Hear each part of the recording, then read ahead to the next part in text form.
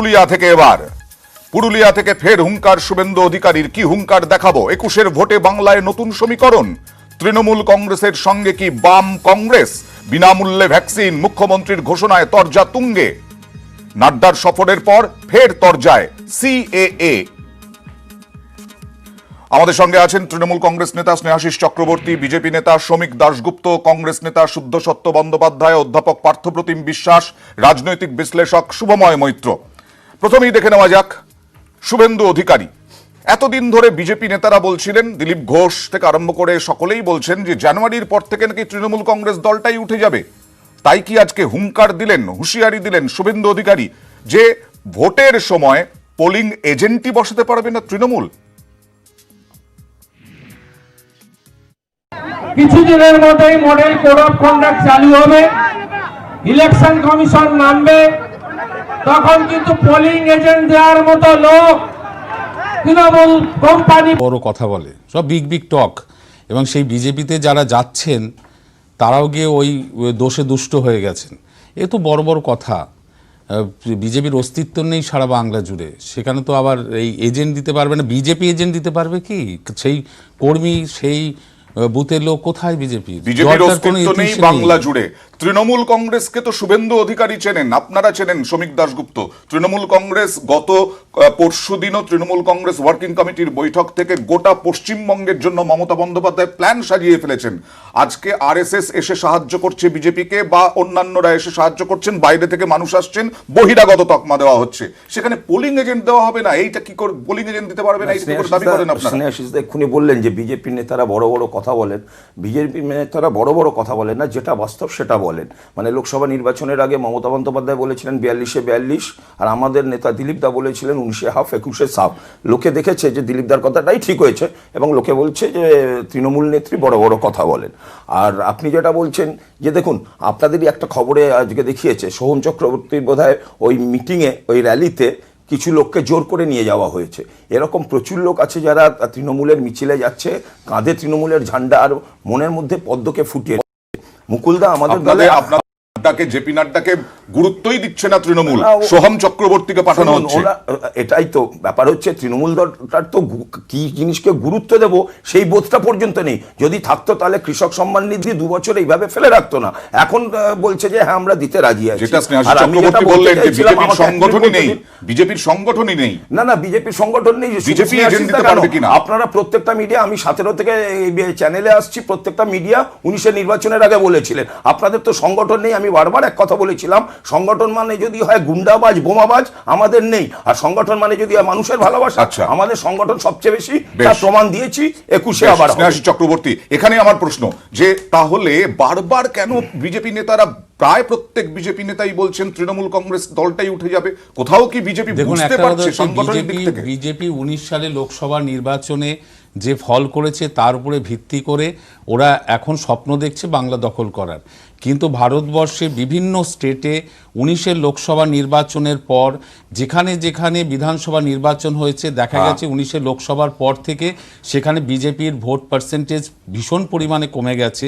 যেমন যদি দিল্লিতে 70টার মধ্যে 65টা আসনে ওরা 19-এ জিতেছিল, নেমে এলো বিধানসভায় 8টি আসন। পশ্চিমবঙ্গ তো নতুন টার্গেট। হ্যাঁ, এবং বিহারেও তাই। আমরা ঝাড়খণ্ডেও দেখলাম 51টায় জিতেছিল 25টায়, এবং পশ্চিমবঙ্গেও দেখবেন 120-21টায় ওরা এগিয়েছিল, ওটা 100 কমে 20-21 দাঁড়াবে। এটাই সংগঠন না থাকলে আর কি করে হবে? হয়তো মানে আমি উইথ ডিউ রেসপেক্ট বলছি, তথ্যের কারচুপি করলেন। কিরকম? আপনার মনে আছে বিহার নির্বাচনের সময় বিভিন্ন রাজ্যে উপনির্বাচন হয়েছে, এবং আমাদের ফল কি সারা মানুষ জানে। সে গুজরাট বলুন, মধ্যপ্রদেশ বলুন, সব জায়গায় ভালো। আর দিল্লিতে যেটা হয়েছে, দিল্লিতে আগের বারও আমাদের সরকারও ছিল না, সেরকম সংখ্যাও ছিল না। আর বিহারে যদি বলেন বিজেপির সংখ্যা বেড়েছে, কিন্তু দিল্লিতে সমগ্র কেন্দ্রীয় মন্ত্রিসভাকে আপনারা নাবিয়েছিলেন এবং ব্যাপক প্রচার। এখানেও তো গোটা দেশের নেতাকে নামানো হচ্ছে। আমরা যখন স্নেহাশিসদা একটা নির্বাচনে লড়বো একটা রাজ্যকে, আমরা তো ভারতীয় দল, এটা আপনারা ঠিক বুঝবেন না। একটা আঞ্চলিক দল হিসেবে যখন সর্বভারতীয় দল না, ওরা আঞ্চলিক দল, তো কোন রাজ্যে যখন নির্বাচন লড়ে তখন সর্বশক্তি দিয়ে লড়ে।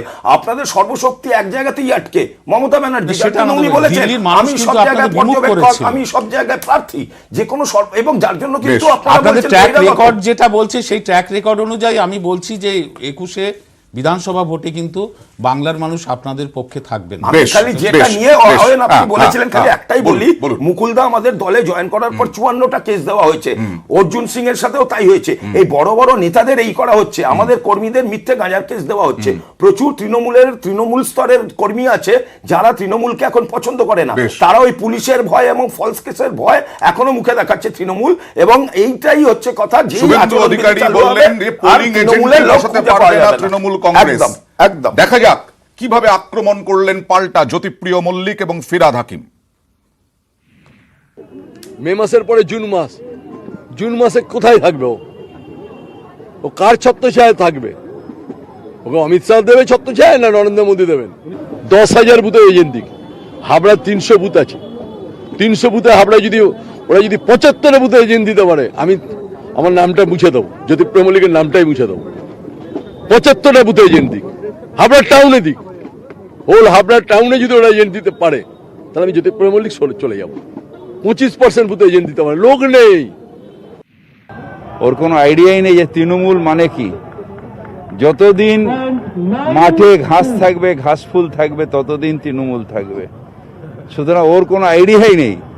ও রাজার মতন জন্মেছে, এখান থেকে ওখানে করে ভাবছে ছোট রাজত্ব, না, সেটা বোঝবার মতন ক্ষমতাই শুভেন্দুর নেই। তৃণমূল একদিকে, বিজেপি আরেকদিকে, দু দলের মধ্যে এখন তরজা তুঙ্গে, তার মধ্যে বাম কংগ্রেস জোট। এবার একটা সমীকরণ উঠে আসছে, রাজনৈতিক বিশ্লেষকরা বলছেন যে হওয়া সম্ভব নয়, কিন্তু যুদ্ধে, প্রেমে সবই তো সম্ভব। তৃণমূল কংগ্রেস এবং বাম দলকে আহ্বান জানাচ্ছে, বিজেপিকে রুখতে বাংলাতেও মহাজোট চাইছে তৃণমূল। এই জল্পনায় উস্কে দিলেন তৃণমূলের তাপস রায়। বাম কংগ্রেস নেতারা অবশ্য সেই প্রস্তাব উড়িয়ে দিয়েছেন। দেখুন। দিল্লি আগে সামলা, তারপরে দেখিস বাংলা। অত সস্তা নয়। বিজেপি পার্টি যেমন ড্রামা জানে, সে ড্রামা করছে, মানুষের নজরকে ঘোরানোর জন্য এসব বেকার কাজ করছে, এগুলো তো কোনো লাভ হবে না। বিজেপি ওপেনলি কমিউনালিজম করে, তারাই তো হাতে ধরে বিজেপিকে বঙ্গের বুকে নিয়ে এসেছিল। বিজেপিকে রুখতে কি তাহলে হাত মেলাবে যুযুধান তিন দল? এখানে কংগ্রেসে থাকেন, আমি তাদেরও বলবো, RSP, CPI, forward block, CPM, তোমাদের কাছে বলবো, আমাদের সঙ্গে হাঁটো, আমাদের সাথ দাও বাংলার স্বার্থে। বাংলাতেও কি তাহলে বিহারের মতো মহাজোট? বিহারে ভালো ফল করে বাংলার জন্য এ পরামর্শ দেন লিবারেশন নেতা দীপঙ্কর ভট্টাচার্য। পত্রপাঠ সম্ভাবনা খারিজ করে সিপিএম কংগ্রেস। তাপস রায়ের প্রস্তাবে কি রাজি হবেন তারা? আমাদের কাছে দুটো দৈত্য, টিএমসি হচ্ছে স্বৈরতন্ত্রের দৈত্য, বিজেপি হচ্ছে সাম্প্রদায়িকতার দৈত্য। তাই দুটো দৈত্যের বিরুদ্ধে আমাদের লড়াই। তৃণমূল এর সাইনবোর্ড লাগিয়ে, অফিস লাগিয়ে, ঝান্ডা লাগিয়ে, মমতার মুখ লাগিয়ে আরএসএস বিজেপির কাজ হয়েছে। তৃণমূল বলছে বিজেপির বিরুদ্ধে আসুন লড়ুন, তাহলে ওদের গাড়িতে উঠে পড়ুন। ও গাড়িটা আছে কোথায় যাবে? ঠিক আছে, কংগ্রেস বাম জোটের কথা টেনে যুক্তি খাড়া করছে ঘাসফুল শিবিরও। যেমন কংগ্রেস আর সিপিএম এক হয়েছে, আমরা তো কংগ্রেস করেছি সারা জীবন, আমরা স্বপ্নও দেখিনি। এই মুহূর্তে মমতা ব্যানার্জির বিকল্প মুখ্যমন্ত্রীর পদে আমি কারুকে চোখে দেখছি না। না, আমি এটা একমত একদমই নই যে আমি সাহায্য অবশ্যই নেবো, সাধারণ মানুষের সাহায্য নেবো, তবে বামেদের সাহায্য নিয়ে আমি যে পলিটিক্সের লড়াইয়ে আমি পক্ষপাতী নই। সুতরাং আমি তাপসদার এই মতটা, তাপসদার নিজের মতবাদ হতেই পারে, তাপসদা আমার লিডার, সে তো মতবাদ দিয়েছে। আমার মনে হয় ভেতরের ব্যাপারটা অন্য, ওনারা পারবেন না আর বিজেপির সঙ্গে, তাই সিপিএম কংগ্রেসকে ডাকছে। যত নিজেরা নিজেকে দুর্বল মনে করবে বা পরিস্থিতি তাদের বিরুদ্ধে যাবে, তখন সবাই মিলে এক হয়ে বিজেপির বিরুদ্ধে লড়ার চেষ্টা করবে। আর ঠিক যেরকম লোকসভাতে বিফল হয়েছে, আগামী বিধানসভাতে সেই ঘটনা ঘটবে। সিএএ, এনআরসি থেকে কৃষক আন্দোলন, নোটবন্দি থেকে জিএসটি, দিল্লির দরবার, প্রায় এক সুরে কথা বলেছেন তিন দলের নেতারা। বিশেষ ক্ষেত্রে এক মঞ্চে এসেছেন, আর সেই উদাহরণ টেনেই উঠছে প্রশ্ন, ইস্যু ভিত্তিক ক্ষেত্রে এক হতে পারলে বিজেপিকে রোখার স্বার্থে জোটে আপত্তি কোথায়? 2019-এর লোকসভা নির্বাচনের নিরিখে রাজ্যে 121টি বিধানসভা ভোটে এগিয়ে বিজেপি। কোন বিধানসভা আসনেই এগিয়ে নেই বামেরা, কংগ্রেস মাত্র 9 আসনে এগিয়ে। তৃণমূলের অঙ্ক, বাম কংগ্রেস ভোট কাটলে বিপদ। বিশ্লেষকরা বলছেন তৃণমূলের হাত ধরলে সংকটে পড়ার আশঙ্কা বাম কংগ্রেসেরই। দলের নিচুতলার কর্মীরা এমন জোট মানবেন না বলেই আশঙ্কা। তবে একথাও ঠিক, যুদ্ধে, প্রেমে আর ভোটে অসম্ভব বলে কিছুই হয় না। নিউজ 18 বাংলা। আমি শুদ্ধসত্য বন্দ্যোপাধ্যায় আপনার কাছে যাব। অধীর রঞ্জন চৌধুরীর কথার প্রসঙ্গ ধরেই বলছি, স্বৈরতন্ত্র না সাম্প্রদায়িকতা, কোনটাকে আপনারা বেশি বিপদ বলে মনে করেন? দুটোকেই যদি বলেন, আপনারা কিন্তু বিজেপির প্রত্যেকটা ডিসিশনে আপনারা তৃণমূল, সিপিএম এক সুর। একটা কথা আমি আপনাকে বলি, আমাকে একটু বলতে দেবেন প্লিজ। তৃণমূল এবং বিজেপি এদের সাফল্য মোটামুটি কার্যকারণ। আপনি যদি বিজেপির খতিয়ান দেখেন, 98 সালে 2টো এমপি, সেই শ্যামাপ্রসাদ মুখার্জি চলে যাওয়ার পর থেকে, তারপর 11-র পর থেকে বিজেপি ক্রমশ বেড়ে চলেছে, এ ব্যাপারটা কোনো অস্বীকার নেই, এবং তৃণমূল দলটাই মোটামুটি বিধ্বস্ত হয়ে গেছে এই বিজেপির ইত্যাদি ব্যাপার নিয়ে। সুতরাং এরা কার্য আর কারণ। তৃণমূল থাকলে বিজেপি বাড়বে, আর বিজেপি কোনো ব্যাপারে দুর্নীতির বিরুদ্ধে কোনো রকম স্টেপ নিচ্ছে না বলেই তৃণমূলের নেতারা এখনো বাইরে আছে। কিন্তু এই তাপস রায়ের বক্তব্যের কিছু বক্তব্য আছে, যদি অ্যালাউ করেন বলতে পারেন। এই তৃণমূল ছাত্র পরিষদের একটা বাচ্চা ছেলে থেকে সেদিনকে আমাদের একজন এমআইসি পরশু দিনে বললো যে কংগ্রেস হলো সাইনবোর্ড। আজকে তাপস রায় কথাটা বললেন কেন? তাপস রায়ের কথাটা নিয়ে কোনো গুরুত্ব নেই, কারণ প্রথম কথা উনি মধ্য কলকাতার নেতা, উত্তর কলকাতার বিধায়ক। তৃণমূল কংগ্রেস নেতৃত্বের যদি সবুজ সংকেত না থাকে তাহলে তো বলতে পারতেন না তাপস রায় এটা। আমি সেটাই তো বলছি, সেইখানে লুকিয়ে আছে একটা স্ট্র্যাটেজিটা কি? আপনি যদি লক্ষ্য করেন যে সেপ্টেম্বর মাসে অধীর রঞ্জন চৌধুরী সভাপতি হওয়ার পরে ওই রকম একজন গ্রাম থেকে উঠে আসা, একদম পিএসসি চেয়ারম্যান হওয়া, লোকসভা দলের নেতা, 5 বার জেতা, মানুষের সঙ্গে যোগাযোগ আছে, অ্যাগ্রেসিভ নেতা, যে অনুরাগ ঠাকুরকে হিবার চালকা ছোকরা বলতে পারে, গাধে বলতে পারে, সেই লোকটা রাজ্য রাজনীতিতে আসার পরে বিজেপির পালের থেকে হাওয়া কেড়ে গেল। সুতরাং এইরকম সাংবিধানিক অভিজ্ঞতা, সংসদের অভিজ্ঞতা নিয়ে মমতা ব্যানার্জির সামনে ফেস হলো। মমতা ব্যানার্জি সবসময় চায় বিজেপির একটা উইক কোন প্রতিপক্ষ নিয়ে মমতা ব্যানার্জি চিরকাল চায়। এখন এটা একটা নতুন গল্প হচ্ছে যে কংগ্রেসের সমর্থক, বামেদের সমর্থকদের যদি কিছুটা ভোট নেওয়া যায়। পারবো না, একদম বলুন। আমি অয়ন আপনাকে যেটা বলি, যে একটু আগে একটা আলোচনা হচ্ছিল, ফিরহাদ হাকিম বলছিলেন যে মাঠে ঘাসের কথা। এখন একটা কথা আছে যে মাঠে যদি ঘাস থাকে তাহলে কিন্তু গরু আসবেই, ফলে আপনি যদি ঘাস না কাটেন তাহলে কিন্তু গরুর আসা আটকানো যাবে না। এটা হচ্ছে bottom line of the policy in West Bengal. কথা বললেন তৃণমূল আছে বলেই বিজেপি আসছে। হ্যাঁ, আমি তো সেই কারণেই বলছি যে সাম্প্রদায়িকতা এবং স্বৈরতন্ত্র ইনফ্যাক্ট পুরোটাই হাত ধরে ধরে চলে, বিভিন্ন ডিগ্রির তফাৎ। আপনি যদি বলেন এই রাজ্যে দল ভাঙানোর রাজনীতি আমরা দেখেছিলাম তৃণমূলের হাত ধরে, যে যারা পৌরসভা, পঞ্চায়েত, জেলা পরিষদ সব দল ভাঙিয়েছেন।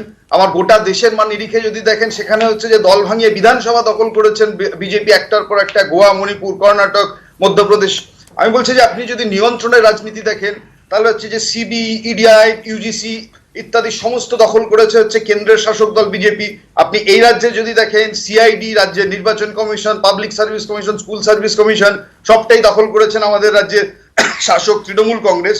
ফলে এখানে গণতন্ত্র শেষ করার প্রশ্নে আমাদের রাজ্যের শাসক বলেছেন যে বিরোধী শূন্য রাজ্য, আমাদের দেশের শাসক তারা বলেছেন বিরোধী মুক্ত ভারতবর্ষ। আপনি যদি বলেন যে রাজনীতির ক্ষেত্রে কোথাও মিল, এবং এমন ভীষণ রকম মিল এই দুটো দলের, যে একজন যদি বলেন হনুমান দশমী পালন করবো, আর একজন বলে রামনবমীর দিকে যাবো, একজন রামযাত্রা, হনুমান যাত্রা। দুটো জিনিস বলা, এক হচ্ছে আমাদের রাজনীতি ধর্মের ভিত্তিতে ভাগ হয়েছিল, করেছিল কংগ্রেস আর বামেরা, তারা বলেছে সাম্প্রদায়িকতা। আজকে যখন বিধানসভাতে আমার আনন্দমার্গীদেরকে খুন করা হয়েছিল, যেহেতু তারা হিন্দু ছিল, ওই জন্য ওটা সাম্প্রদায়িক শক্তি। যখন মহারাষ্ট্রে পালঘরে আমাদের সাধুদেরকে মারা হয়, পিটিয়ে মারা হয়, পুলিশ কোনো দায়িত্ব নিয়ে মারে, তখন পার্থ তাদের মনে হয়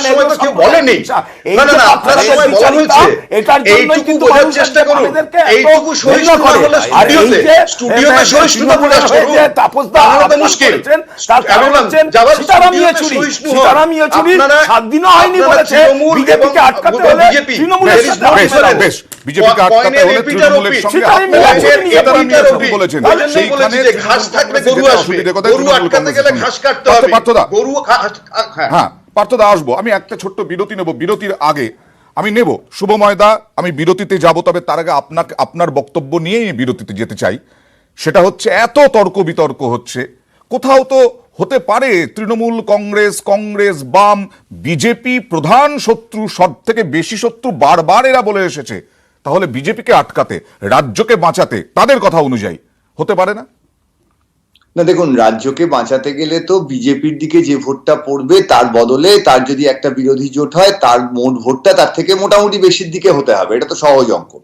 এবার গত লোকসভা নির্বাচনের নিরিখে বিজেপি 40% পেয়েছিল, তৃণমূল 43, বামেরা 7, কংগ্রেস 5, যোগ করলে হয় 55, বাকি 5% অন্যদিকে গেছিল। মুশকিল হচ্ছে গত লোকসভা নির্বাচনে যদি এই তিনটে দল একসঙ্গে লড়তো তাহলে তাদের ভোট 55%-র কমও হতে পারত, আবার বেশিও হতে পারত, কারণ পাটিগাণিতিক নিয়মে এইভাবে ভোটের হিসেব হয় না। আমার ব্যক্তিগত যেটা ধারণা সেটা হচ্ছে কোনোভাবে যদি তৃণমূল, কংগ্রেস এবং সিপিএম এর বামপন্থীদের জোট হয় সেক্ষেত্রে বিজেপির পক্ষে অত্যন্ত সুবিধা হয়ে যাবে। আচ্ছা, এবং আমার একটু অদ্ভুতই লাগছে এইটা দেখে যে একদিকে, আমি তার কারণ বিশ্লেষণ করতে সময় লাগবে, সেই জন্য আমি যেটা বলছি এটা যে দীপঙ্কর বাবু এবং অন্যদিকে তাপস বাবু যখন এই মহাজোটের একটা আভাস দিচ্ছেন, এটা কিন্তু সরাসরি বিজেপিকে সুবিধে করে দেয়া, কারণ পশ্চিমবঙ্গের মানুষ তখন সবসময় ভাববেন যে সকলেই বিজেপির বিরোধী এবং এই ধরনের যে কোনো আলোচনা অবশ্যই সব থেকে সুবিধে করে দেবে বিজেপির ভোটের শতাংশে এবং আসনের হিসেবে। বেশ, আমি আসবো আমাদের একটা ছোট্ট বিরতিতে যেতে হবে, বিরতির পর আমরা দেখাবো যে ওয়াইসি মিম নেতা তিনি আব্বাস সিদ্দিকীর সঙ্গে এলেন, দেখা করলেন এবং জোট করবেন বললেন, সেই আব্বাস সিদ্দিকীর সঙ্গে জোটে যাওয়ার সম্ভাবনা একেবারে উড়িয়ে দিচ্ছে না সিপিএম। আসবো একটা ছোট্ট বিরতির পর, সঙ্গে থাকুন। एक साथ खाना बना के तो